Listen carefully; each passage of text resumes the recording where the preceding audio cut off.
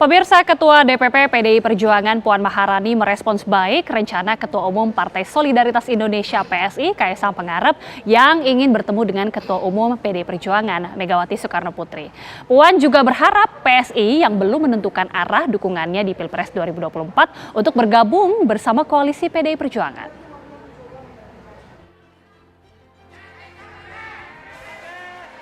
Ketua DPP PDI Perjuangan Puan Maharani merespons baik rencana Ketua Umum Partai Solidaritas Indonesia PSI Kaisang Pangarep yang ingin bertemu Ketua Umum PDI Perjuangan Megawati Soekarno Putri.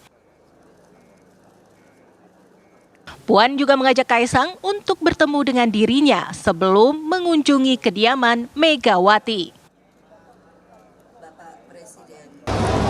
Ayo Mas Kaisang ketemu Mbak Puan dulu. Ayo kapan mau ketemu Mbak Puan? Yuk.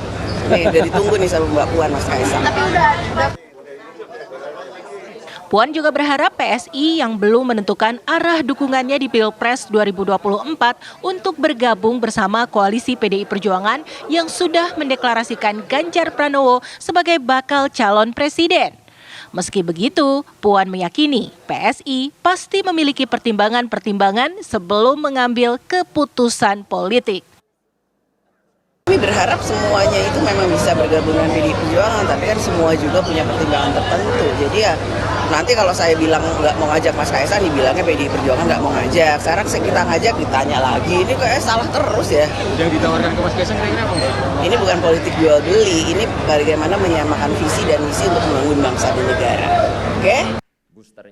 Sebelumnya Kaisang memastikan PSI akan menjadi partai yang terbuka untuk semua partai. Kaisang dan pengurus PSI lainnya akan sowan dengan seluruh ketua umum partai politik di Indonesia, termasuk Ketua Umum Partai Gerindra Prabowo Subianto dan juga Ketua Umum PDI Perjuangan Megawati Soekarno Putri. Dari Jakarta, Nadila Saleh, Agung Setia, TV One mengabarkan. Ya, Ketua Umum Partai masih muda tapi akan sowan kepada seluruh Ketua Umum Partai di Indonesia. Nah, saya akan mengundang teman saya yang juga masih muda, sudah ada Mas Jui Purwoto. Mas Jui, selamat malam. Selamat malam, Mbak Ini Dita. Mas Jui nanti akan memberikan komentarnya dan juga mungkin menceritakan keresahannya ya, karena ada pemimpin partai politik masih muda tapi sudah bisa menjadi Ketua Umum, bahkan pengaruhnya nih tidak diragukan nih kayaknya nih. Gimana Mas?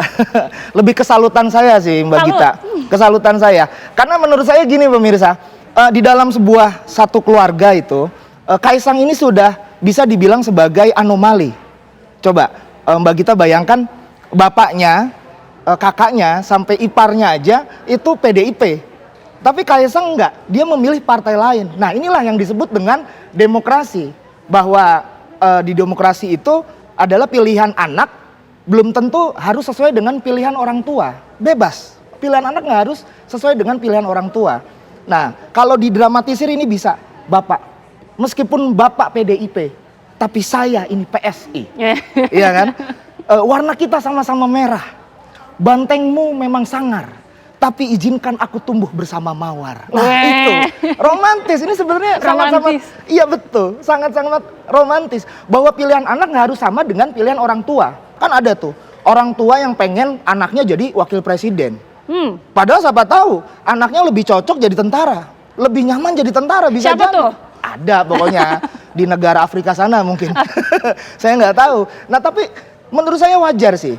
Misalnya AHY masuk Demokrat karena bapaknya Demokrat, wajar. Mbak Puan Maharani masuk PDIP wajar karena ibunya itu PDIP. Tapi ini Kaisang memilih partai PSI, salah satu partai yang pilihannya nggak sama dengan pilihan orang tuanya. Ini baru luar biasa. Apalagi baru 2 hari langsung kepilih jadi ketua umum. Ini hebat menurut saya PSI. Sangat hebat sekali. Baru 2 hari udah bisa nyari ketua umum. Padahal bikin KTP aja seminggu loh. Ini cepet banget gitu ya? Cepet banget. Nah ini kalau diibaratkan di sebuah sekolah, Kaisang ini anak pindahan dari sekolah lain. Ya, begitu masuk langsung jadi ketua OSIS loh.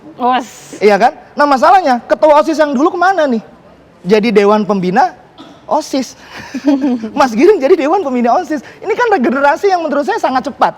Dan saking cepatnya, saya jujur, saya berharap banyak kepada PSI.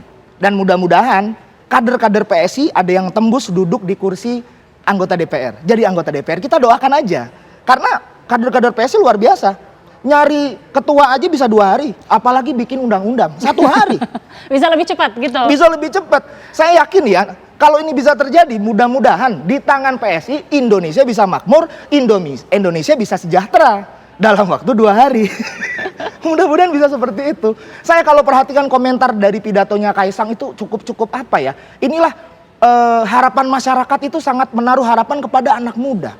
Bung Karno kan pernah bilang, beri aku 10 pemuda, maka aku akan mengguncang dunia. Akhirnya anak-anak muda muncul tuh. Kaisang, Gibran, Aldi Taher, iya kan? Itu anak muda yang suka melihat bintang loh Mbak. Look at the star, nah itu.